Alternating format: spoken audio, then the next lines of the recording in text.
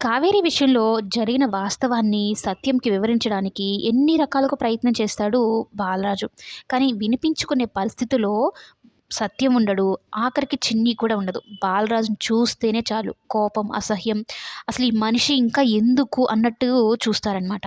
అయితే కావేరిని దహన సంస్కారాలు చేస్తూ ఉంటారు. చితికి మంట పెడుతూ బాలరాజు మొహం వైపు చూస్తాడనమాట సత్యం. చూసి నీ వల్లనే కదరా నా చెల్లికి ఇలాంటి పరిస్థితి వచ్చింది అని.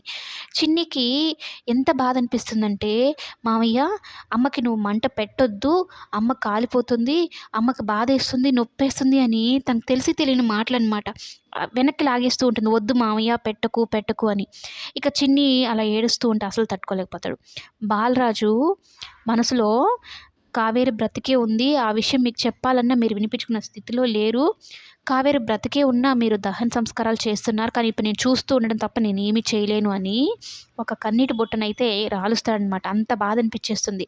కావేరి విషయంలో తను ఎంత పెద్ద తప్పు చేశాడు కాబట్టే ఇప్పుడు ఇలాంటి పరిస్థితి. ఆ రోజు గనక అబద్ధపు సాక్ష్యం చెప్పకుండా ఉండుంటే చిన్ని హ్యాపీగా ఉండేది. ఫ్యామిలీతో బాలరాజు హ్యాపీగా ఉండేవాడు. కావేరికి అన్ని కష్టాలు పడాల్సిన అవసరమూ ఉండేది కాదు. జీవితంలో తీసుకున్న ఒక తప్పుడు నిర్ణయం వల్ల ఇప్పుడు బాలరాజు ఇంత బాధ అనుభవిస్తున్నాడు. బాలరాజుకు పుట్టిన నేరానికి చిన్ని అంత బాధ అనుభవిస్తుంది. బాలరాజు చేసుకున్న పాపానికి కావేరికి అంత బాధ అనుభవించాల్సిన పరిస్థితి అయితే వచ్చిందనమాట. బాలరాజు ఎప్పుడైతే కావేరి గురించి నిజం అనేది బయట పెడతాడో అప్పుడే కథలో ఒక మంచి ట్విస్ట్ అయితే రాబోతుంది. నాగవల్లి విషయంలో కానీ, అటు దేవ విషయంలో కానీ.